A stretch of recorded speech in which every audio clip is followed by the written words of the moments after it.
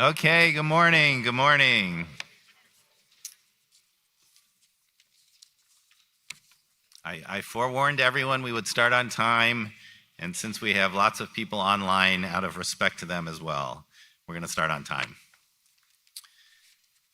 So good morning, thank you for joining us today. My name's Charles Hirschhorn. I'm the president of Otis College of Art and Design.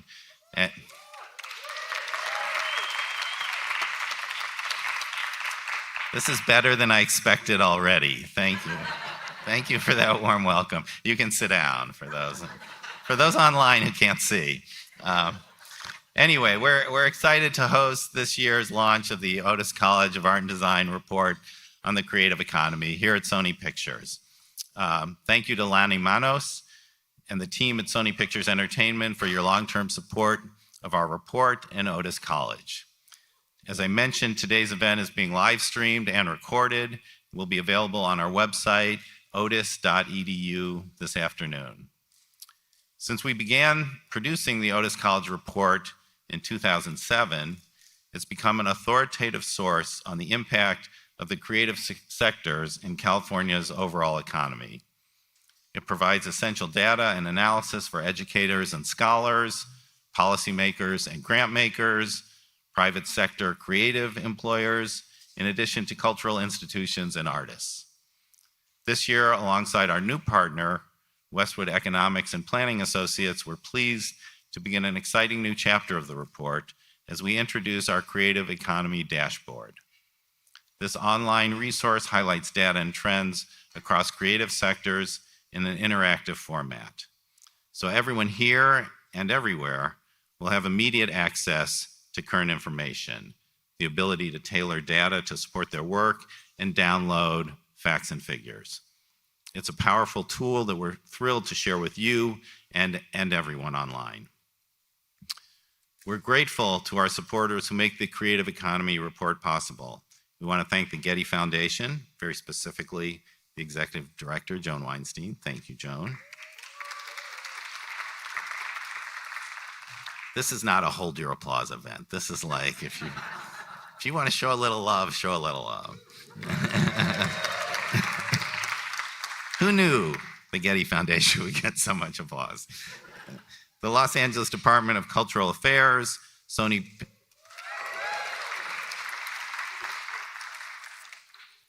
Pictures Entertainment,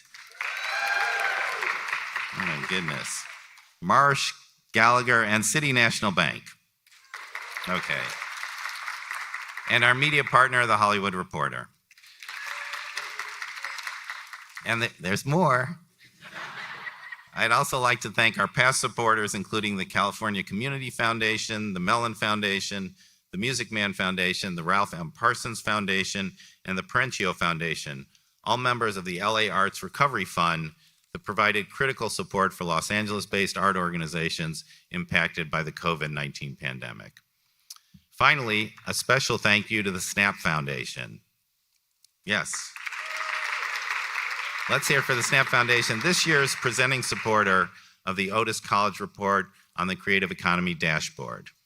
We're also thankful to have many representatives of the city, county, and state who are here to support this work. Representatives from Congressman Ted Lieu's office, State Senator Ben Allen, and the California Arts Council are all with us today. We're also happy to be joined by Leo Lawson, Otis trustee, and a number of Otis College governors. This year, I'm particularly pleased to introduce our newest partner, the Snap Foundation. The Snap Foundation's mission is to develop pathways to the creative economy for underrepresented youth in Los Angeles.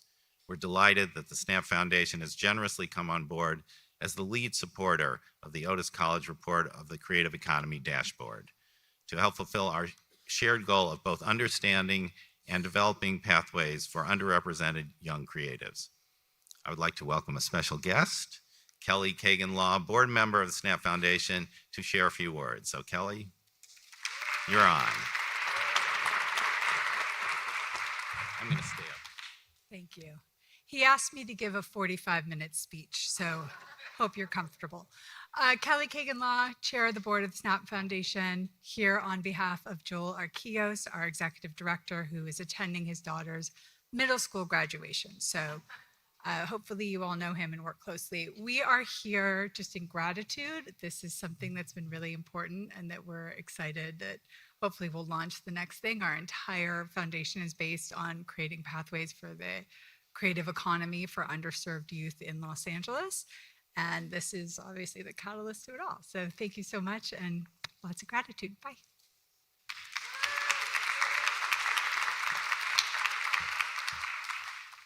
Thank you, Kelly. And for those of you who don't know, Kelly, in addition to being very philanthropic and very thoughtful and generous, is very funny. So you should get to know Kelly. It will be worth your personal effort. And thank you again to the SNAP Foundation for your generous support of the dashboard and the Otis College Report on the creative economy. The dashboard that I'm talking about, you'll see previewed shortly. It'll be complemented by an ongoing series of timely, in-depth reports addressing specific topics and sectors within the creative economy. You've seen these first two reports already, which focused on the entertainment sector and continue to be widely circulated by media covering the evolving creative economy landscape in Los Angeles. These were circulated in the past few months. We're going to release a new report today alongside with the dashboard, and then we have another plan for later this summer. Our research partner, Westwood Economics Planning Associates, will share details from their research in the dashboard shortly, but first I want to underscore the importance of the creative economy. The creative economy directly employs nearly 1 million people in California, while supporting hundreds of thousands of jobs in other sectors across the state. These numbers represent an incredible opportunity for creative people to build successful careers and produce meaningful work in our state. That work increasingly requires specialized skills and higher education.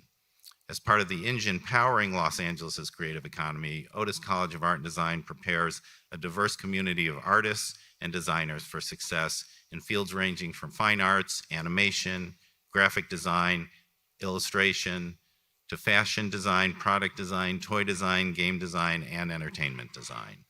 It's important that we understand established and emerging creative sectors employing our graduates. How these sectors grow and change and how we prepare creatives will shape all of our creative futures.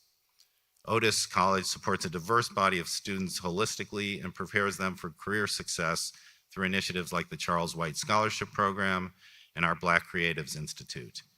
Meanwhile, our tuition-free entertainment marketing certificate program, developed in partnership with Netflix, provides underrepresented students with pathways to career in entertainment marketing. I was Kenny Gravillis, who's one of the authors of that program. I was talking with him today. We have two students who have already dropped out of that program, one to go to work at Apple and one to go to work at Marvel. So it's actually a fantastic program. These programs prepare students and expand representation in creative industries. I'm going to show a short, I think it's a 90-second video, with additional background on Otis and our impact, with an open invitation for you to partner with us as we empower diverse creative students to transform the creative economy. At Otis, we celebrate students' unique creative voices and prepare them for success. For over a century, we have empowered a diverse community of students to build rewarding careers and shape the world. Taught by working artists, designers, and industry professionals, Otis students are prepared to succeed and to have an impact across creative fields. And Otis education balances the mastery of fundamental skills and new technology, allowing artists and designers to excel in an evolving creative economy where they engage locally and think globally. Located in Los Angeles, Otis offers students unparalleled access to art and design, unique educational experiences, and industry.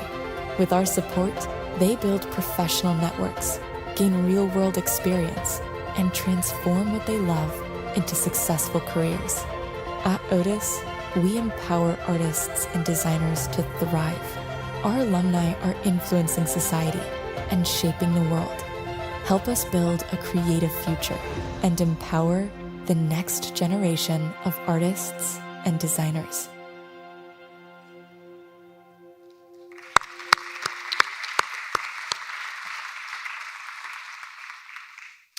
Thank Thank you. I would now like to welcome Patrick Adler and Tanner Osman, the founding partners of Westwood Economics and Planning Associates, who will share research findings and the new Creative Economy dashboard.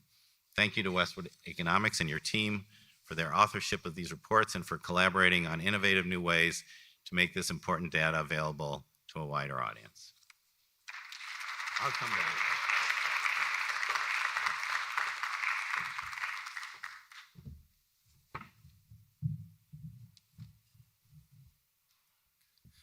Okay, good morning. I'd like to extend thanks as well to everybody for being here. Thank you to Otis for being such great partners this past year. And thank you, of course, to all the sponsors of the event. My name is Tanner. This is Patrick. And as the president said, we are the co-founders of Westwood Economics and Planning Associates. Today, I'm going to first provide you with some updates with respect to changes Otis has made about how they provide information to you about the creative economy. And then Patrick is going to talk about some of the key changes which have happened in the creative economy in California this past year. So the first change that Otis has made is that they're no longer providing that annual report, which many of you may be familiar with. Instead, the annual report has been replaced by two things. The first is the dashboard, which the president mentioned.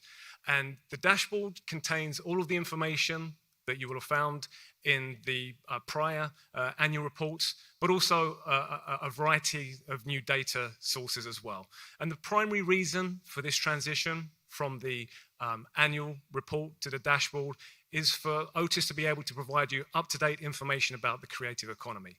So rather than a once-a-year annual report, which is a static document, you now have a live, freely available online dashboard that enables you to track different features of the creative economy throughout the year.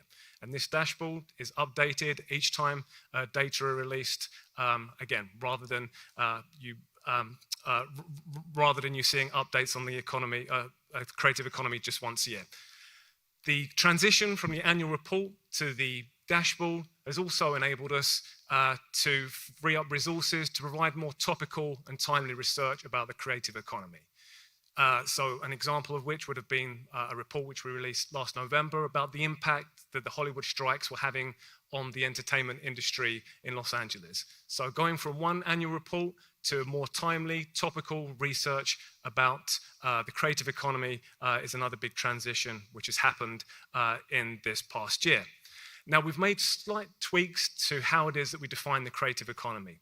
On the left of the screen, on the left of the screen, you'll see how the creative economy was defined in the previous reports that Otis produced. You'll see that there were 6 sectors used to define the creative economy. Those first 4 sectors haven't changed. So we're still tracking the performance of architecture, creative goods and products, fashion, and fine and performing arts. The changes that we've made this year is that we've broken the former entertainment sector into 2 parts. And the first reason, and the 2 parts that we've broken into are first, we're enabling users to track film, TV, and sound as a standalone sector of the economy. And users can also track managers, independent artists, and performance. Now, previously, they were treated together as one sector, the entertainment sector. We've broken them in 2. And the primary reason for that is that this better enables users to track a very important industry by itself, film, TV, and sound. But also, the second industry, managers, independents, and artists and performance, includes people and companies engaged in the creator and influencer economy, and we can now enable users to track that as a standalone industry. The second change that we've made is, again, we've broken up what was formerly media and digital media into 3 subsectors. So the most obvious reason that we did this was that the media sector contained both traditional media, which was book publishers, newspapers and magazines publishers, and they were contained alongside or in the same sector as more modern aspects of media, such as social media, internet streaming, and software publishing. So now users can track traditional media as a standalone sector, new media as a standalone sector as well, so that you can track the performance of these, increasingly different aspects of media. And finally, advertising is now a standalone sector. So we've moved from having 6 sectors to track the creative economy to now having 9 sectors to track the creative economy. Just another reminder as to why it is that we're all here today, the importance of the creative economy in California. As was mentioned, in the state of California, there are around about 850,000 people who are employed directly in the creative economy. There are also a further 650,000 who are indirectly or whose jobs are indirectly supported by the creative economy. So these will be people working in industries which provide support services to the creative economy. If you add those two numbers together, that means that the creative economy in California accounts for about 1 in every 10 jobs.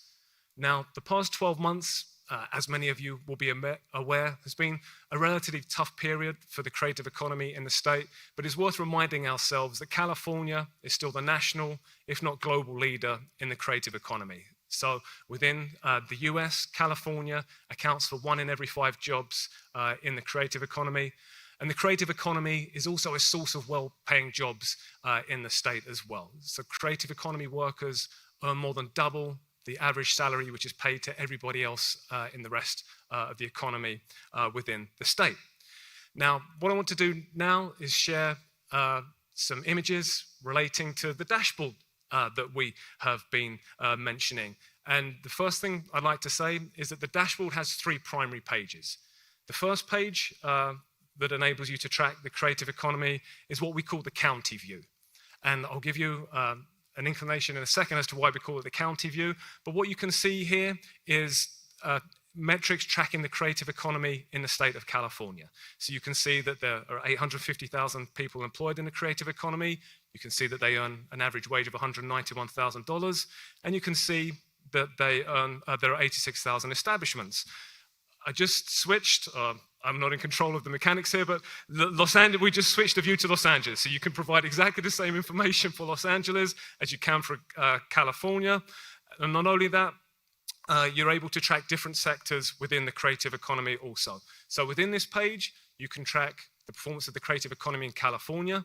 You can track the performance of the creative economy across different counties within California, and you can look at sectors individually within California also. So the 2 bars that you see represented in the chart here are tracking the performance of the fashion industry and the new media industry within Los Angeles County.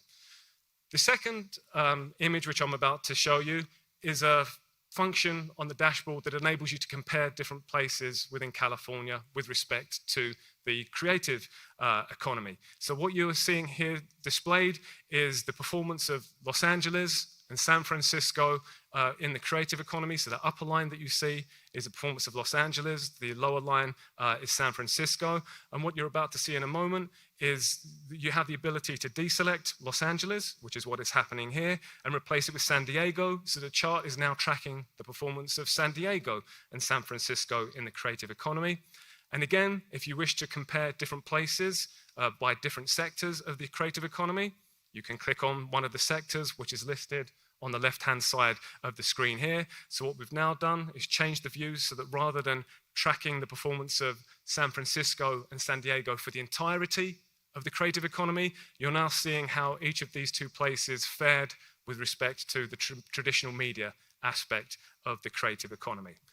The final page on the dashboard is what we call the worker dashboard or the worker demographic dashboard. And what this enables you to do is track demographic change with respect to the demographic profile of the creative economy for the state's workers, so for workers in the state of California. So what you'll see on this page is that the unemployment rate is listed for creative economy workers at 5.1%. You can see average weekly wages listed for people in the creative economy. And what you can do is break that down by age. So the bar charts displayed how the unemployment rate changed by people by a different age profile. And what you're seeing here is that you also have the functionality to change it so that you can track the unemployment rate by different demographic groups, whether that be education, whether that be race, whether that be whether a worker has a disability status. So on this page of the dashboard, you're really able to drill in on different subsectors within the creative economy to track their performance with respect to unemployment and how their wages are performing over time. This was a very quick preview of the dashboard. The dashboard is available live as of today for people to play around with. I just want to reference that later in the summer, we'll be providing a webinar in which we'll walk you through many of the aspects of the dashboard which we've been unable to share with you today. And with that, I'm going to pass you over to Patrick, who's going to give you some updates about the performance of the creative economy in California over this past year.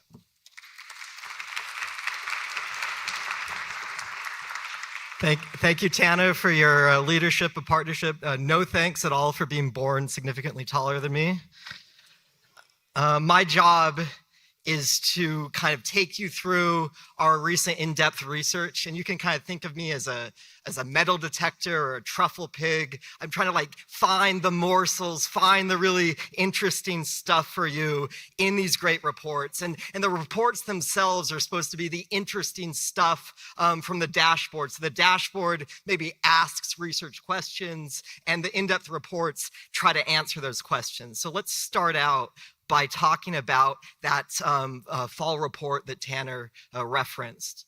And, let's start out by talking about the most recent report released today on what's been going on in the creative economy in the past year. So this is for most of 2023.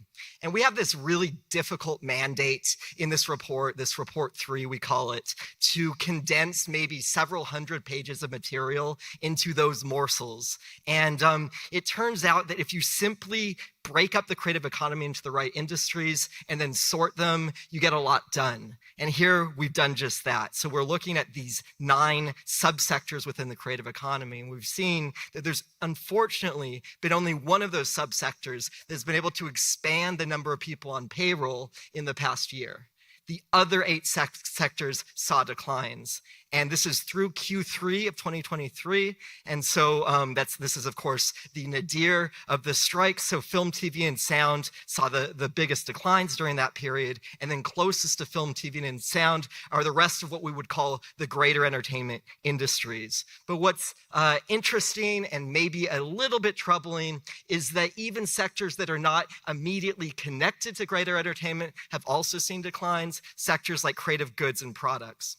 And so, this is owing to 2 things. It's owing to the long reach of greater entertainment within the California creative economy, and it's owing to a general macro environment in the state that is not the most positive. So, we're looking forward to better days ahead. And as Tanner mentioned, we have this industry's view in the dashboard. We also have the city's view. And the city's view, and our emphasis on that view, is really born out of recognition that cities are the motors of creative economies. And what you have here on this slide is cities sorted into quadrants based on their growth, both within the entertainment industry and outside of the entertainment industry. And what you see in the bottom left quadrant is that the largest urban centers, the largest creative centers of the state have a trend that matches the general state trend. So declines in the entertainment economy, declines outside of the entertainment economy and the rest of the creative economy. But by breaking things up this way, and by the way, you can do exactly this kind of analysis on the dashboard. By breaking things up this way, we see that San Jose and Riverside, 2 very large urban centers in their own right, have seen growth outside of the entertainment industry. And we see, for that matter, that if you're in Bakersfield or Chico or Redding, the past year has actually been wholly great for you. You've seen growth within and outside of entertainment. And then, of course, there's these kind of interesting cases, Modesto and Oxnard, that have grown in entertainment, not grown in the rest of the creative economy. In the report that we've released today, we don't try to give you all the answers, but we do try to track these trends in the hope of starting conversations and hopefully seeding additional research. Very quickly on this worker dashboard, we see that we're tracking unemployment rate. We track unemployment rate and earnings across different demographic groups. You can not only look at what's happening within one group, but also within multiple groups. And unfortunately, due to the changes that I've just chronicled, there has been a jump in unemployment rates in 2023 across most of these groups. But important context is that the creative economy nationally has also been declining. So that's report 3. We don't have the luxury of a lot of time. Let's go to report 1.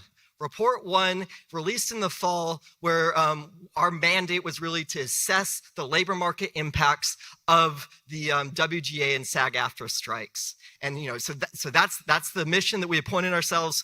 How much of these strikes affect the economy? And what we were immediately struck by, and this is in LA County, what we were immediately struck by is that the declines associated with the strikes were not only less than the declines associated with the COVID-19 pandemic, but they were actually less than the declines that had happened 6 months before the strike. So we are presented with this undeniable fact in this research that the crisis had sort of started before the strikes, and the strikes might actually be indicative of a larger crisis in entertainment, more indicative of that crisis than the cause of the crisis. And we really dig into those causes in the report, and what we conclude is that this peak TV phenomenon, which was anticipated actually before it happened, this peak in output levels in film and television is probably responsible for a significant drop in employment preceding the SAG-AFTRA and WGA strikes. And maybe if there wasn't that drop, those agreements might have been easier to forge. So the interest rate environment, the macroeconomic environment was negative, and unfortunately, film and television employees suffered. As we think about the second report, which was only released last week, what we wanted to do was, instead of zero in on cause and effect with one event, we wanted to zoom out and really make sense and appreciate greater trends that have happened, not just in film and television, but within what we call the greater entertainment complex. So this includes film and television, broadcasting, management, performance, independent artistry and creation, software publishing, which in LA County is especially focused on gaming, and also traditional publishing. And so, it's kind of, if you build it, they will come. If you do the 10-year report, maybe you find 10-year transformations. We found 3 of them. 3 significant transformations in the greater entertainment industries: a decentralization of film and television production, shifts to new media and performance, and skill-based employment change, which is reminiscent of what's been going on in the national economy and the economy of many advanced countries in the past 10 to 20 years.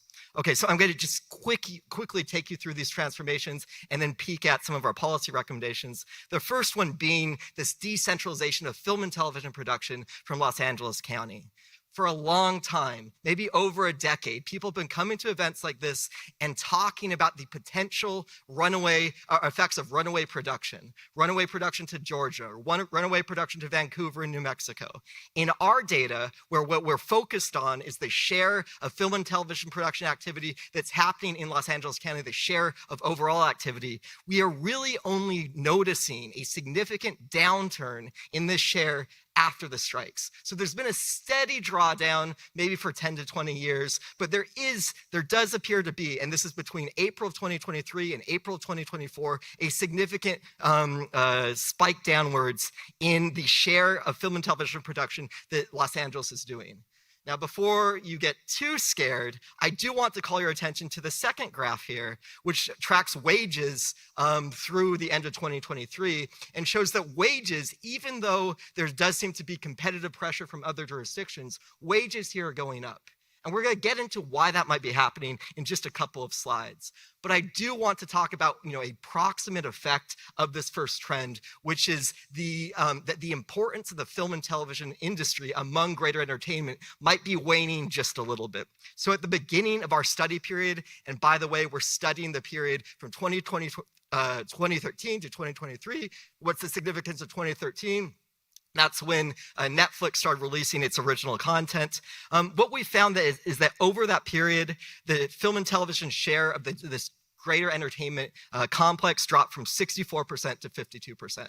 So it used to be that 3 out of 5 jobs or so in entertainment were in film and television production at places like Sony, but now it's about half. And that's very significant when you think about the kind of policies you want to make for the greater entertainment industry. And I'll just point out that the overall size of the greater entertainment industry did swell a little bit during this streaming boom that I just discussed, but is basically the same size as it was 10 years ago, albeit with this serious compositional change.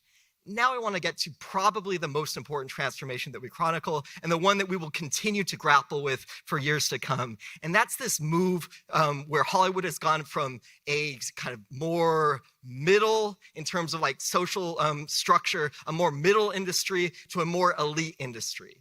It used to be that you could enter Hollywood without a college degree, forge a really good career, and spend your entire career in a globally leading industry. What we show is that in 10 years alone, this is increasingly not the case. It is increasingly the case that people who enter the greater entertainment industry have college degrees. It's gone from 60% to 68% in just a small amount of time, in just this decade basically that we're chronicling. I need to underscore that this is a very significant change to happen in just a decade, and we see that this is happening in the subsectors as well. So it's not just an increase in skilling, it's also an increase in specialization. It's also, and probably this trend is driving these other trends, an increase in the number of white-collar jobs and managerial jobs that are existing within this greater entertainment complex. So more managers, also more creatives, also more specialists like marketing specialists, computer programmers, you name it, people who really hone their skills both in their academic programs and through on-the-job training. So this really does, and it's certainly for our research team, cause us to reflect on, the implications of Hollywood resembling just a little bit more a gated community, an elite complex than it has before. And I think we should continue to talk about these things. So just really quickly to end, I want to take you through how we think about these sort of normative implications of these changes. And the first thing I want to talk about is just general industrial policy for entertainment. I think you talk to a lot of policymakers, you say, what should we do on behalf of the Los Angeles County entertainment economy? They say, how about film incentives? What our research shows is, our research doesn't say something either way definitively about film incentives, but it says, first of all, that there is this first transformation where Los Angeles' competitive advantage is less in film production and more in like the management, decision-making part of the film industry. So maybe film incentives are not targeting where Los Angeles has a competitive advantage. But more importantly, it gets at is a film and television production incentives policy going to cut it? Is it going to be representative of this entire industry? What we show is that 50% basically of the industry is outside of film and television production. If you're going to have industrial policy for this industry, you have to think beyond film and television incentives. Now I want to talk very quickly about workers. Our research shows that there is a kind of lost generation of workers that have been displaced, probably displaced from greater entertainment. These are probably workers who are more likely than not don't have college degrees, and they were working in entertainment 10 years ago. They're not working now. We don't exactly uncover where those workers are, but we feel as though the county, the industry probably owes these workers a second chance, retraining to plug them back into greater entertainment, into the creator economy, into entrepreneurship, and we recommend that the policymaking community find these workers and support them. And finally, I want to talk about management, because what we show is that not only is there more management, not only are there more managers within greater entertainment, but there's more management skills within greater entertainment. And this causes us to think about how we're training our creators. And what we recommend is that maybe there should be a little bit more management training for creators so that they could do things like run their own independent content creation careers. But that's not it. Like the managers don't get off scot-free, because what we recommend is that we maybe do some embedded management training where a place like an art school might be a great environment to host an MBA, embed managers when they're training to become managers, so that these sort of cultural schisms that we kind of saw during the WGA and SAG-AFTRA strikes between the management side and the creative side can maybe be warded off at the training level. So I would love for our distinguished panel to talk about some of these things, but they're the experts, so I can't wait to hear from them. Thank you so much, and look forward, and see you on the dashboard.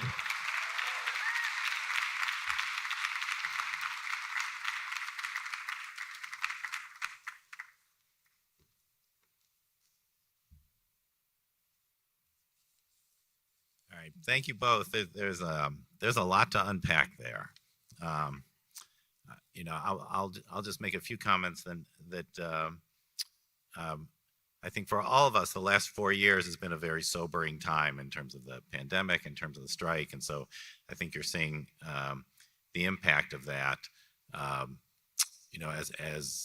From Otis College of Art and Design, from our point of view, there is a silver lining for college-educated students, in particular our students. I think our employment rate is right around 92% for our graduates going into creative fields, and is probably reflected in some of the data. But along with Patrick and Tanner, thank you for your work, and I look forward to the panel sort of chiming in on some of these trends that we are seeing. I also just wanted to thank Kelly again and the SNAP Foundation, because 17 years ago you left this event with a big thick paperback book, and it was that way for close to 2 decades, and only recently became online, but fairly static online. And now the fact that it's interactive and updated on a minute by minute basis, and you can use it to your advantage and your organization's advantage, is really a fantastic asset. So I appreciate Patrick and Tanner and their work to make that happen, and I appreciate the SNAP Foundation to make that possible for all of you. So thank you all.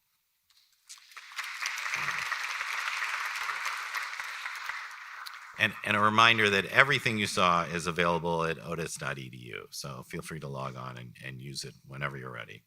I'm now pleased to welcome today's panel participants, who will be discussing how to strengthen Los Angeles's position as a global hub of the creative economy. Following the panel, we'll be collecting questions for Q&A. So if you have questions, you'll be able to write them and give them to people to ask. Moderating our conversation will be Degen Pener, Deputy Editor of The Hollywood Reporter. I guess one by one, as I announce you, you can come up. All right, the panel includes Kristin Sakoda, Director of the Los Angeles Department of Arts and Culture. Jim Shepard, Director of Global Creative Partnerships at Snap Inc.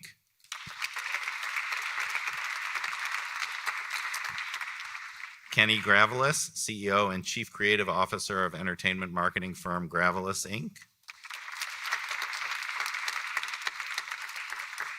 And last but not least, Amy Homma, Chief Audience Officer at the Academy Museum of Motion Pictures.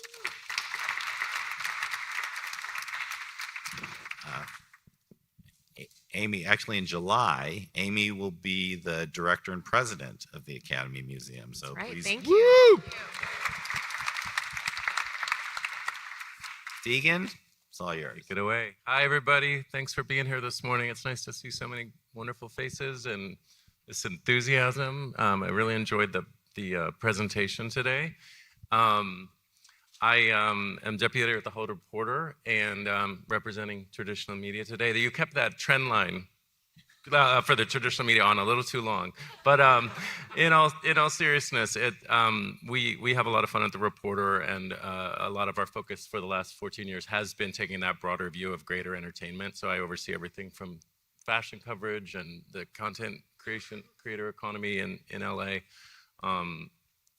So I appreciate that broader view as well, and we try to amplify that ourselves at The Reporter.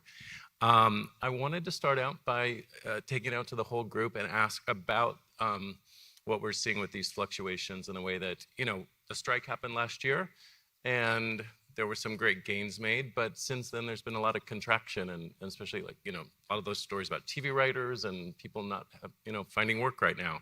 So are you all seeing that many workers are switching out of TV and film to other parts of that greater entertainment economy right now, and how's that playing out?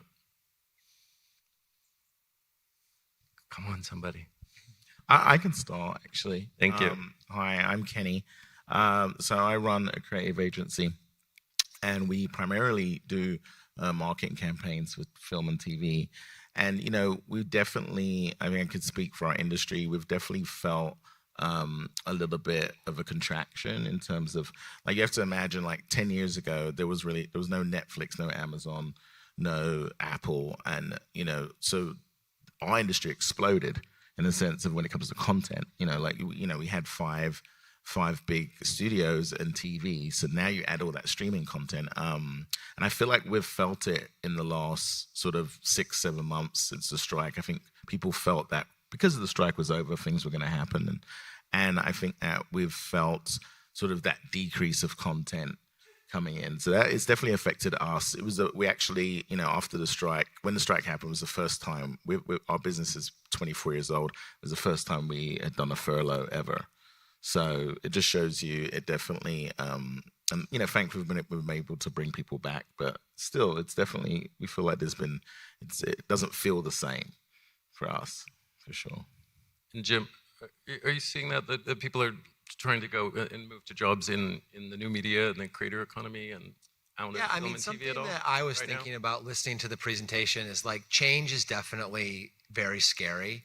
But from my point of view on the industry, I think, you know, it's important to point out that we're seeing a lot of new opportunities.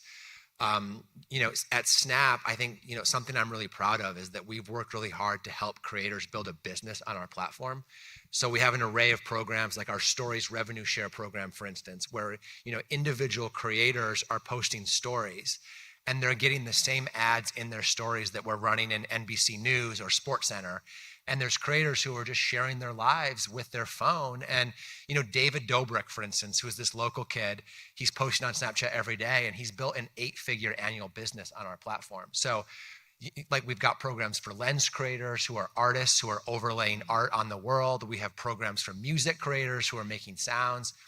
And so I think that, like, while there's been a lot of change, I think there's just tremendous opportunity. And, you know, we're not the only platform doing this. There's a lot of different digital platforms that have these opportunities to make money. So, like, if I'm talking to young people today, one of the pieces of advice that I would give them is really pay attention to these programs. And if there's something for you, I think it makes sense to learn about them. I actually want to chime in on something maybe a little bit more universal with respect to this. And it's really incredible because the presentation just before us, even though I had a little bit of a sneak peek of like what the key takeaways were, still my synapses were like going crazy, right? As I'm sure many of us, they were, as we're hearing these different trends. But I think that myself, I started out, you know, doing arts and culture like many of us at like age 4 with ballet. So I'm really strong on arts education in public schools, but also in your community. Was performing professionally from a young age. So I was in performing arts. And so I've had that experience of being an artist, then being a professional artist in New York City and Broadway and all these kind of different things, then being an attorney, then coming into this role, all the things. But what I really saw taking off as I was more transitioning from being so much the talent side myself to shifting more into arts administration, cultural policy, was the true, like, real explosion of what I might call a portfolio career, where it wasn't just specializing in one thing, but it was actually doing many things. I'm going to be doing dance, but I'm also going to be doing theater, but I'm also going to be doing TV, but I'm also going to be doing writing, and I'm also creating my own business so that I can hire other folks and I can do my own productions, and I'm a director. On top of it, the piece about management that I find interesting is there's management within corporations or within, you know, companies, but the both opportunity of like democratizing these fields, right? You don't have to have a label. You don't have to, I mean, my husband worked for like Warner Brothers Music, but you don't have to be signed to Warner Brothers Music. You can produce your own label, but can you still make a career? And all the pressures on artists today to be their own marketing, to have their own website, to have their own, like they have to do so much more that those were more like gatekeeping mechanisms in a way, but they were also professional roles. And so I think there's something in that we're seeing in the data where there is this huge opportunity where that's all been sort of democratized by these tools, yet that also adds extra pressure on individual artists, individual cultural creators to then have those skills. So how are we going to ensure folks have the skills, and how are we going to ensure the opportunities when we see incredible folks like Ava DuVernay and folks like that who have been able to then break through and say, I have a vision for the stories my community wants to see, and I can do it myself. And so how do we actually think about, I'm really inspired and intrigued by this notion of how do we think about the decentralization, not just in terms of jurisdiction, like from LA to everywhere else, which I'm sure we're going to get into, but like the sort of decentralization in a way of the field and the sort of democratization of opportunity, but even though talent is equally distributed, as they say, right? Resources, opportunity, infrastructure is not. And so I think that's what I'm kind of sitting with right now. Yeah, and just to add to that was great. Yes. That really resonates with what we're seeing at the Academy Museum. We have this beautiful museum. We talk about the history of filmmaking, the arts, crafts, science, technology. What we're seeing is people are really interested in learning about the past to understand what's happening in the present. Strikes have happened in this industry before, and people want to convene and gather to have those discussions. So whether or not it's going through our galleries or attending our programs, we're seeing that there's a huge appetite right now to learn about our history, to understand today. And so I think it just plays off of exactly what you were saying, that people need to gather in spaces in different ways than they have had to before, because they need to network and advocate for themselves and be out there meeting people in different ways, and technological platforms too. And given the importance of the creative economy to the state and Los Angeles, what more can institutions, can companies, can managers individually do to support creative workers? And specifically, what are some of the programs or support systems that are available at the government level to support creative workers? Sure, I'm happy to jump in, especially on public sector. So I represent the Los Angeles County and the Department of Arts and Culture, but I've got other colleagues here in the room who work on the public sector side as well. City of LA, Cultural Affairs. I think I saw Danielle Brazel heading up California Arts Council, and others. But what's interesting is that if you're like me, rewind 20 years ago or whatever, when I was an artist coming into this part of the field, I actually did not know the real significant role that the public sector can play and does play in arts, culture, and the creative sector. So for LA County, at the Department of Arts and Culture, our whole role and job is to expand arts, culture, and creativity throughout the county. And a lot of the way that we do that is by supporting the sector. So we've got grant programs where we're funding hundreds of nonprofit arts organizations. We've got a long-standing partnership with the Getty, where every year, LA County, we're investing $1.5 million so that we have paid internships for diverse college students in the arts. Thank you.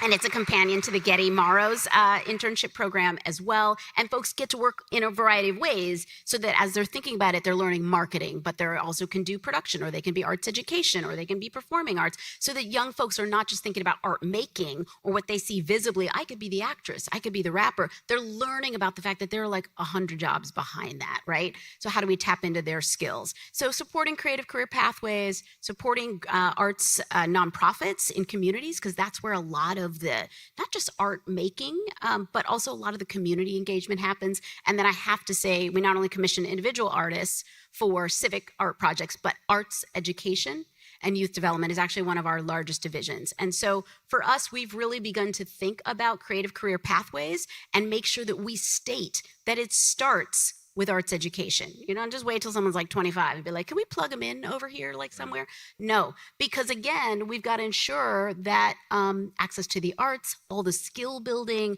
all the collaboration, the creativity, and just the interest, career identity, seeing yourself in these roles starts young in school, but also in communities and in institutions. So that's kind of a quick glimpse of like what we do. And I'll end by just saying like the public sector can do a lot, because this is also where things like the film tax credit, not with us, that's like state of California Film Commission, but those tax credits, building artist studios. I mean, there's like a lot that the public sector can do in partnership with private sector, philanthropy, and others. I think that's the thing I've been struck by when I've interviewed people that are like custom designers sometimes, and they say, this is the first time I did something when I was young where I found out that could even be a job. Right. I think that's so important. Do you want to? Yeah, no, absolutely. Just to carry on with what you were saying, I think that idea of arts education, when what we do, for instance, as creatives, like, we're creating movie posters and trailers all the time. And the reality is, we've had our agency for 24 years. And if you asked me, sort of like, okay, how many, for instance, Black and brown kids have coming from a 4-year arts education over my 24 years of being in business, I could tell you on 2 hands. So right there, like, that's a problem, right? It's like, first of all, number one, arts education is extremely expensive. Number two, the biggest challenge that we've found is, like, where is the job?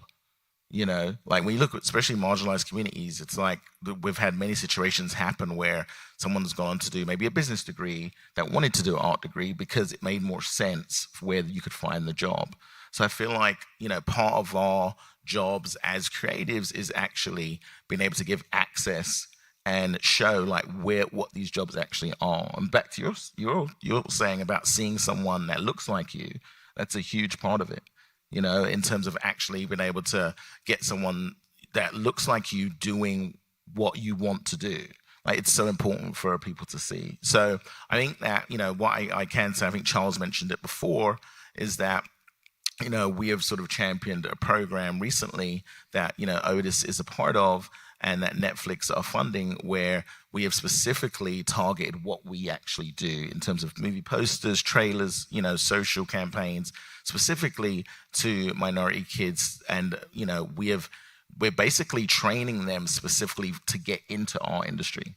Because I think that's part of it, right? It's like, okay, there's an arts education that, like, covers a broad spectrum, but we're like, no, we actually need people that understand what it is we do, because the industry can be so small. So we want to be able to, a lot of people didn't realize, oh my goodness, you can actually make a movie poster. Like, that's a career, that's a real thing. So we've created this program that teaches specifically, those skills. And at the end of the program, because here's the thing, you can have all this arts education, but there needs to be a point of it. And the point of it, of course, is jobs and actually getting employed. So the point of this program, and it's called Access, is to actually then once the program's done, is actually put the kids into internships paid into our industry specifically. And at the end of it, hopefully get them jobs. So it's like actionable steps like that, I think, is going to hopefully change what the industry and what we're talking about, hopefully for the future. And just to add to that, access to high quality arts education is critical. And the funding that nonprofit arts organizations like the Academy Museum receive from state, federal, county, city level is huge, but it's career education. So it's, yes, we can go through skill building and technical skill building, but we need to be introducing not just young people, but families, anyone who's interested or curious about learning more about creative economies and careers. It's career education, because it's you can have these amazing skill sets and be incredibly talented, but if you don't know what that can translate to, that if you're interested in makeup, you can be a visual effects makeup artist. It doesn't have to be just red carpet glam. Like, if you're not introducing people into what those career pathways are, then we're missing the connectivity. And so I think the public sector plays a huge role in helping local nonprofit arts organizations in achieving that. That was the one bright spot, was the fine and performing arts jobs going up, including with museums. How do you account for that growth compared to the other parts of the creative economy? Yeah, we were talking about that in the green room. I think that's so interesting. I think part of it is that there's access to fine arts and performing arts more so than what we've ever seen, more so than I've ever seen in my entire life. You can access organizations, artists through social media, through technological apps in ways that make it feel relevant and make it feel accessible. I think there's so much more diversity within fine arts and performing arts. So it's making people feel like, I can do this because I see myself in it. I'm seeing my stories told. I'm seeing people that look like me, that come from backgrounds like me in those careers. I think that's a huge part of it. But it's astounding to me to see that that's the one sector. Yeah, I think it's interesting too that I think self-expression is a big part of it as well, because the reality is it's kind of, the idea that, I can make my own art and actually make money from doing that, like, kind of with the creators, it's kind of a similar thing as with the fine artists. And it's it's true, there hasn't been a time, and it feels like there hasn't been a time that it's been so attainable. And I think social media is a huge part of that. Like, all of a sudden, like, I'm seeing artists that I would never have seen. I would never have known existed. So I feel like that's all like super going in the right direction as far as I'm concerned. This was actually one where, like, I really wanted to ask follow-up questions for Westwood, because I remember that before the pandemic, we had a trend where the fine and performing arts were growing year over year. So we were like, we're smaller, but we're mighty, but also we know that we're core to like everything.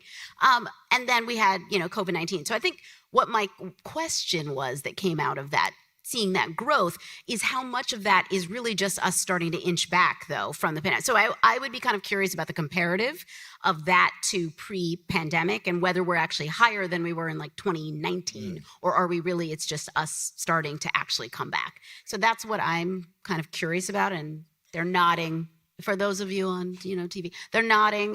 So we'll find out more later. Stay tuned. I wanted to ask the whole panel as well, like, what do you think the biggest threats are to LA's continuing its dominance in the overall creative sector, and also, with the content economy as well, people can live anywhere basically. So how does LA maintain its spot there? Something that I would say is it's exciting, I think, that anyone with a phone all over the world can share their art with the world. I was in the UK last week, and I was talking to some of our international content creators, and there was a guy there who was a 6th generation sheep farmer from the Cotswolds, and he's the 1st generation on social media, and he's sharing his farm, and he's amassed millions of followers, and now he's famous. And so, like, he doesn't need to come to LA to do that. And I think that there's something wonderful that, like, I'm in LA and I can watch that. However, I talked to some other creators who are on social media, but they want to move into more traditional, like, avenues. Like, they want to make music. They want to do, like, acting. Like, there's Addison Rae, who's a big content creator who's on Snapchat, who kind of blew up in 2020. And if you talk to Addison, like, her dream is to make music and to act. And she now has a Netflix deal. And so she shared her art with the world, and she transitioned it into the things that LA has to offer. And so I think as long as LA is a place with red carpets, is a place that makes movies, is a place that makes television, not all of the content creators are going to need Los Angeles, but I think there's going to be a lot of them that want to be here so that they can share their art with the world, so that they can move into different means. Yeah, I agree. I mean, I think just Hollywood in general, even in our industry specifically, when it comes to film and TV marketing, we have a lot of clients in New York that still hire LA agencies. I think there's just a cultural connection with entertainment that LA will sort of always have. So I don't know. I do think that it's sort of still the place, especially when you're talking about film and television. It's still the place that you kind of want to be. I think so, just culturally. I feel like that was a story we did, or someone did recently, saying, like, it used to be the dream that you would think that everyone that was a content creator wanted to get that film or TV deal. But some of them are like, look, I'm doing great on my own. I don't need Hollywood. Yeah, so maybe it's true. A mix, though, is what you're saying. Yeah. I always struggle when anyone asks me to pick one of anything. So I'm like, I don't know. And I'm not sure which thing to pin it on. But I think what we're kind of talking about is still a driver of, I guess, place, but at the center of it is people. So artists, creatives, they like to be around each other. So they have people, not always. I mean, maybe somebody likes to be, there's this sort of myth of like, the artists, they're just like in their studio by themselves or whatever. And people can do things on their own. However, there is the idea of a creative hub is not like a made up thing. It's because artists collaborate. So this film, this room, even the scrim behind us, all of this, no single person did this. No single art form did this. Same thing with theater, same thing with, all these elements are like collaborative art forms that have people working in different mediums coming together. So folks like to be in a hub.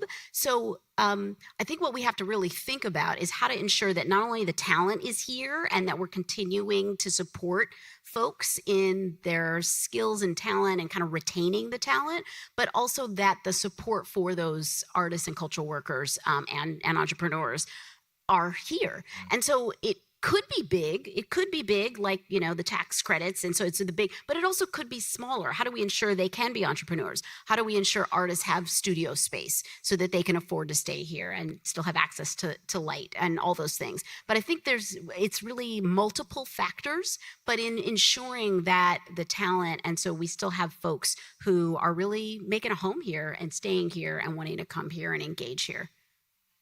I completely agree with that. And it's ensuring that the spaces, museums, performing arts spaces, theaters, dance studios are also supported so that those artists have a place where their work can be showcased. They have a place where they can convene, they can gather, they can receive community and network and support. It's how we are supporting these individuals through their journeys and the physical spaces. And I'm so excited that Los Angeles is on the upswing in terms of our presence and prominence with museums.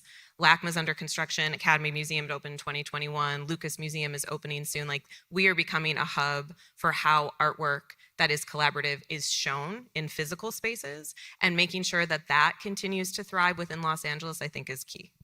I think if we could somehow transfer this into reopening up the ArcLight, that would be appreciated too. Yes, yes. I think maybe if I were to put a fine point on it, because I have been quoted as saying that the arts are one of the most undervalued sector in our country, and I still believe it's true. It's true, undervalued and under-resourced, given the insane impact that we have, not just economically, but also community vitality, health, like mental, all the things. So I think if there was one biggest threat, it's if we continue to underestimate and undervalue the role of arts, culture, and creativity, which is at the core of what this economy is, right? So the core of what we're talking about. I do want to point out we're in this really cool room with these movie backdrops behind us, in front of us, that bring forth, the way that visual art and entertainment work together. And I wanted to ask a little bit more about the role that fine arts and cultural institutions can have to bridge film and television, the greater creative economy. I was just at this amazing event for a block party for the Debbie Allen Dance Academy, which I didn't realize is a nonprofit. It's amazing. But the way that the Academy Museum or other nonprofits can work more seamlessly with the rest. I think it's all about the intersections and collaboration. So I'm so glad you mentioned the Debbie Allen Dance Studio. The Academy Museum worked with the studio to present a screening of The Wiz a couple of years ago. And with that screening of The Wiz in this beautiful David Geffen Theater, 977-seat theater, we had dancers from the Debbie Allen Dance Studio come out and synchronize their choreography. So we were blurring the line between performing arts and film and giving these young people an opportunity to showcase their skills and their commitment to the art form in a completely reimagined way. And so it's moments like that where we can come together to build something new that gives people an experience that they could never have even imagined or dreamed of. That's really exciting to me, and that shows how we can all be supportive of each other. Yay. It was so fun. And I would just add that I think if we're talking specifically about kind of cultural institutions and nonprofit organizations, I think they play a really important role, often in arts education. A lot of our significant arts education programs that are located in communities and school partnerships, a lot of nonprofits are deeply engaged in that work, but also they're engaged in developing, whether it's playwrights who then transition and write for TV, dancers, right? I love to kind of say to people, so did you see Barbie? Okay, you did. What about Encanto? Okay, you loved all that, right? You know that was actually a choreographer who created those scenes. You can even find clips of like them rehearsing in some rehearsal studio somewhere. So the fact that this is an ecosystem, somebody has to then market those films. But a lot of the kind of folks who are involved in art making, but also arts learning and arts engagement of our communities, a lot of that work is happening in the fine and performing arts and in the nonprofits. And then a lot of those folks are kind of having a career that mixes and supports both. So I think it is a really important bridge for folks, and a lot of access programs too. So free programs for communities who may not always be able to pay for other kind of premier experiences. And, All right, I'm going to interrupt for one second. Yeah. So officially, we're going to end the first half of the panel, and now we're going to open it up to questions from the audience. So if you have questions, I know you have paper and pens. You can pass them there. There are people in the aisles that will collect your questions. So just pass them to the aisle. So while they're collecting them, Degen, I'll give you one more question for the panel, and then we'll go to the audience after this question. Yeah, there was at this Debbie Allen event, there was this one dancer who had graduated from the program, but he's a major content creator now with millions of followers. I wanted to ask a little bit more about what we can do around education to educate students and let them know about pathways into the creator economy. You were talking a little bit earlier too about like a lot of times, these people are also hiring their friends as their managers, and how are they learning how to run a successful business? Also, real quick, we have the Roy Ball School, and it would be, for film and TV, it would be cool if we had a high school dedicated to the creator economy in LA. Yeah, I know, that would be so cool. I feel like when I was coming up, I went through 100 years of school, and then I went to the William Morris mailroom, and I knew nothing. And so, but I feel like today, these kids are coming up and they just have their phone and they're educating themselves just as they're growing up. And so I think there's definitely a space for schools to teach some of this stuff. I'm starting to see some colleges are having social media classes, and then some news outlets want to talk trash about it. And I'm just this is the future. I mean, we have a system on Snapchat. So basically, if you're not on Snapchat, we have these amazing lenses that you can put on your face, and you can basically wear someone's art. And what started to happen is, movie studios have started to make these where you can turn yourselves into Barbie, for instance. Right. And now what we have is Lens Studio, which is a program where anyone and everyone can make their own art and then have Snapchat overlay it on the world. So during the last vice presidential debate, Mike Pence had a fly land on his head. And then within 5 minutes, there was a lens that someone made that had a white head of hair with a fly that had landed. And so it's people are just thinking up this creative stuff immediately. And then they're putting it on Snapchat, and millions, if not billions of people are, seeing this, and they're also using it. And so I think putting this kind of stuff in schools could be really interesting. Brands are now paying individuals who can make lenses to make art that's an advertisement for their brand. So this is not only something that's just fun, it's a revenue stream. And so I think it makes sense to have more education around it. I also wonder, and just as we look ahead, because, I remember years and years ago, somebody saying something about, or I read some article that said something about art underlying sort of these things. Doesn't necessarily itself change. It's more the technology of how we sort of distribute it and new tools around it. That's kind of what is driving some of the changes. So I also think about the fact that whatever we're doing now is not necessarily what people are going to be doing in 10 years or 20 years. Mm-hmm. So can we also focus on what are really the skills that folks need to then access their creativity, to be entrepreneurial, to say, I'm going to go and learn this platform, because they're going to need to keep doing that, not just once, but several times or ongoing throughout their career. So that's something I'm kind of thinking about as we think about arts education and skill building, is what are the skills that really are at the heart of not only art making, but creativity, entrepreneurship, collaboration, so that folks can continue on no matter what changes come. All right, thank you all. Poor Degen, I stole your mic because they stole this mic. But now we're going to go to audience questions. So, Allison? All right, so we are gathering questions. Emerging technologies like AR and VR are reshaping storytelling and audience engagement. How are those influencing the future of entertainment? Yeah, sure. I mean, that's kind of related to what I was just talking about. But at Snap, we're really excited about augmented reality because it lets you overlay technology on the world. So rather than retreating into some virtual experience where you're leaving the world, you can actually go to a concert, or you can go out with your friends, and you can overlay our technology on the world around you. And so that's why we're really excited about that. And we have an array of programs for people who are artists to actually start to make art that you can experience through the camera. And that's something that I've mentioned, but there's now revenue streams attached to it. Brands are now hiring these artists. And so that's something that we're super excited about.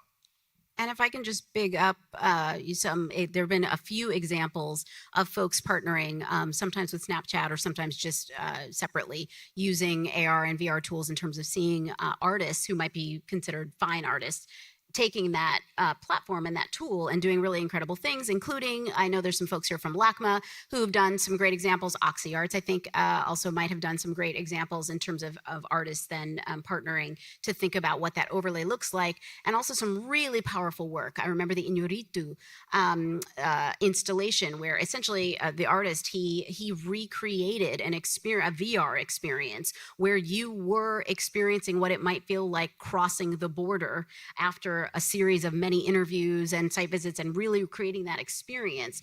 And so the opportunity to shift culture is really also huge. And I think for me, can't be overstated that even when we think about film and entertainment TV, that's a huge global export of culture and stories and narratives. And so how do we ensure, if we want to have a sustainable but also accessible economy, then we've got to ensure that the storytellers and the individual artists and all these folks have these tools, because it's really impactful beyond the money.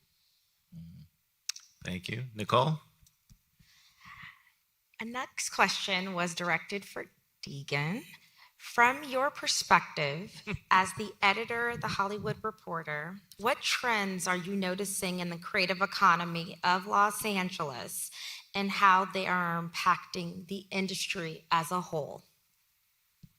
All right. I'm the deputy editor. We have wonderful two editor-in-chiefs. We're constantly fascinated by all the changes. I mean, we covered the strikes extensively. We cover AR and VR, and I think that's fascinating. I was just on a panel about at the Environmental Media Association summit a couple of days ago, and talking to the head of physical production at Amazon MGM about, that these backdrops make me think of it a little bit because of the way that there's all this technological innovation around digital capture of sets and these things called volume walls, where it's basically like, inspired by what Hollywood used to do, but it's with all this technology now that can capture a set, recreate it. God, there's so much. I love covering the fashion world and the art world here and the museum world, and I don't know where to start, but it's a great city to have to work in and be able to, again, amplify what's going on here. Can we also just thank you for covering culture? Because I think we also have to talk about the fact that as media changes, we need to ensure people are still able to be culture writers, write about art, write about culture, write about creativity, because we are seeing changes and shifts, and sometimes have questions about, is art and culture still going to barely be written about? And are there pathways for diverse folks who want to be art critics, who want to write about those things? So I personally want to say thanks for writing about culture. Okay. Allison? Any advice for young adults post-college about where they can find community to learn business skills to become art entrepreneurs, accounting, lawyers, marketing, before they can apply for grants? So where can young artists find training, business training? Oh my God, my brain is like, wait, I know there's a lot of stuff out there. What is it? It's hard to aggregate in the moment, but a couple things that just, but a couple things that come to mind is there is, I'm going to get really nerdy on you for a second. There's a category of arts organizations that we call arts service organizations, at least in the nonprofit lane. And so they're organizations whose main mission is to support other people in the field.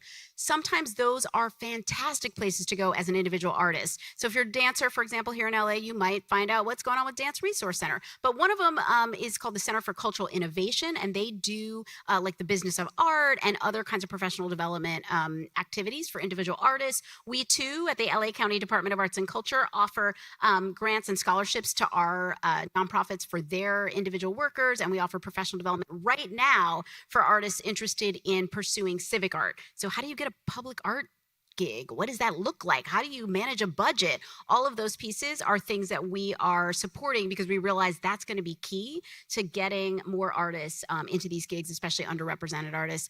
I will also just give a shout for sometimes we partner with our colleagues at what's now called the LA County Department of Economic Opportunity, in the past the Small Business Department, because sometimes those folks are doing more broad, like how do you incorporate your business kind of workshops. So we sometimes partner with them. So those are just a couple of ideas. I don't know if other folks. Yeah, I mean, for us, again, like we're trying to figure out ways of creating those opportunities, especially for young designers, specifically of color, that are having trouble going the regular college route. So we're constantly trying to do that.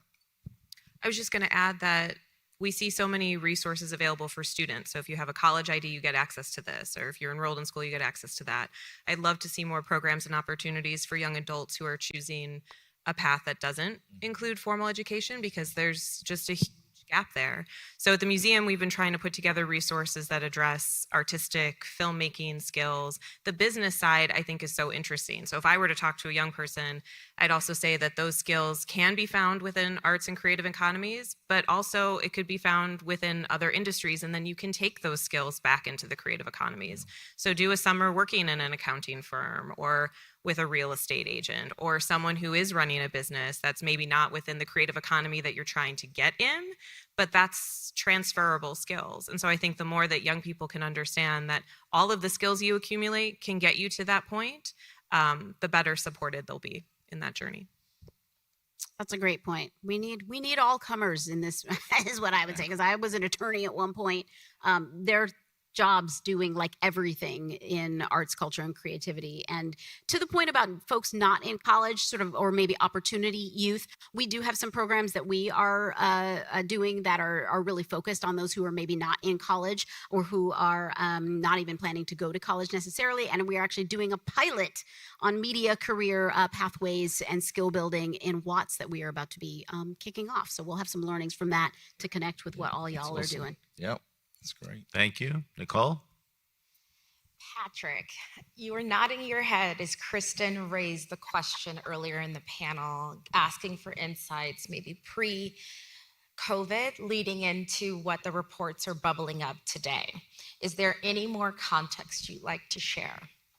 Well, first I'd like to just talk about the approach. So the new approach with this program of research is use the dashboard and the report 3, where we report fine arts. Use the dashboard to kind of reach the extent of your competence. And then you use deep research to really get at the nature of these changes of what's on the dashboard. So that's just my researcher way of saying we need to be able to do more studies into some question like this. But I'll offer just a few priors on that. I think we're in this like period of economic activity where it seems like there's more and more crises. There's this concept of like a perma crisis where like there's always something happening. And I think a sector like fine arts, which is often state supported, is a really good buffer in this kind of perma crisis to provide stable funding and employment opportunities. So I think that's probably one. And then in the report itself, we do feel confident in saying, because there's an actual data point for this, that museums are leading the charge within fine art. So you were talking about this museum expansion. I think a lot of what we're seeing in the data is just probably due to that expansion across the state. Thanks. Allison, I'm going to go to you for the last question. A lot of talk about diversity in the sector and how we diversify. Specifically, 1 in 4 Angelenos are born outside of the United States. How do we make art and culture and these jobs accessible for new arrivals? This is something that we take really seriously and that we're really proud of. We have a program called 523, which is a program to help Black content creators. And we're in our 3rd class, which has been really amazing. We bring aspiring Black creators to the office. We actually pay them a stipend to really jump in full time into their creator journey. And then we bring a series of educational programs. We are actually partnering with Issa Rae on our 3rd class, which is super exciting. And then we're actually taking the content that they're making, and brands are coming in and buying access to this content, putting advertisements in it. So this has been really great for us. We also have a program called Snap School, where we think that it's really important for, creators who are aspiring to kind of jump into the Snapchat journey to learn, how to succeed. And so we started this, I think 4 years ago. We've had thousands of young people now come through our Snap School. We have a permanent presence in our Santa Monica headquarters. We've had social media clubs at USC, like UCLA, come through, which has been really great. And then we've actually taken Snap School on the road. We've done them in, different cities across the US, like Atlanta, where there's a ton of great creators, Miami, but also internationally. We've done it in the Middle East, in Europe, in Asia. So it's really been important for us to help creators jump in, because we've seen so many that are so successful, are successful right away. And so we think if we get these, learnings to as many people as possible, that can make a difference. I think on our end, it's a little bit of the opposite. It's like, we're trying to get more diversity into our industry. So it's, it isn't an industry that is, it doesn't happen right away. It's, it's been around for a long time, and it's pretty, it's more like a cottage industry. And so I think for us, we're going that realm, that we're working with Otis right now on really educating more about what our industry actually does. And I think that if anything right now, we're just looking for that continued support. Netflix, of course, have been amazing, and we just want to see that continue, more consistent support into building programs like Access that are very specific about getting more minorities into the actual industry, and just having that level of support continue. So. And I'll just add that I think that all of these programs are amazing. The Academy has an incredible talent development internship program called Gold. And so application-based programs are critical, but it's also about how we can ensure accessibility in more general or wider, more macro ways. So something the Academy Museum is doing is ensuring that all of our new exhibitions are bilingual, Spanish and English. So the initiatives have to hit on multiple dimensions, because it's great to have impact with a smaller group of student population, like we're doing with Gold, like we do with our teen council. But then what are the ways in which we're ensuring broader access? How many free days are we offering per year? We do a Careers in Film Summit every year. That's an annual free event. So how much more can we achieve by thinking of the macro and the micro at the same time? And I'll just say 100% to everything they already said, and add for LA County Department of Arts and Culture, in terms of arts education, we have several different initiatives, and we work in a public-private initiative called the Arts Education Collective, which is kind of how we pool funding to do that work. But those include things like actually giving grants to the school districts, where we started with one school district in every supervisor district, so 5, and we're now working with 75, 77 of the 80 school districts across Los Angeles County to give them grants to actually build and expand arts learning for students, because we found a couple of things. One, that's kind of the lowercase d democratic way of reaching all students, K through 12, because you can reach every community. But we also did find, when we ran the data, that actually there's inequity even just in who's getting arts education in schools, and it typically tracks along the same lines of low-income communities, English language learner communities, and BIPOC communities. And so we give priority points to those schools, and then we're giving advancement grants and doing professional development to really increase arts education and arts learning in those schools. For our arts internship program, the paid LA County Arts Internship Program, by the way, student positions are open now. Go to the website. But we did a community college expansion. So it's really amazing what you can find out when community colleges were, I believe, always eligible for the program. But once there was intentionality behind it and dollars behind it, we had a team that went out and really created more relationships with the community colleges. We changed our guidelines to make the program more accessible to someone who might have another job, might need to also, support their family in a different way. And so now we have seen an incredible increase in the number of community college students. And that, of course, has increased the diversity of the program. So we're doing things like that as we think about your question. All right, I'm going to wrap things up and say thank you to all our panelists. And thank you to our moderator, and thank you to our economists. I again want to thank everyone at Sony Pictures Entertainment. Next year, I'm going to request that we get the Griffith Observatory backdrop instead of winter in Central Park. That will just be my request. And everyone watching online, I hope my parents are watching online because I studied economics in college, and this is the first time I've ever put my degree to work. So they would be very proud if they were watching, so I hope they're watching. And most importantly, I want to thank all of you for not only being here, but you're here because you are engaged in the arts, you're engaged in the creative economy, and you're doing good work every day to push the creative economy forward. So thank you for the work you do. I hope the Otis College Report can be a tool that you use. I hope the new dashboard can be a tool that you to help make your work more productive and better. So thank you for being here. Thank you all for participating, and enjoy your day.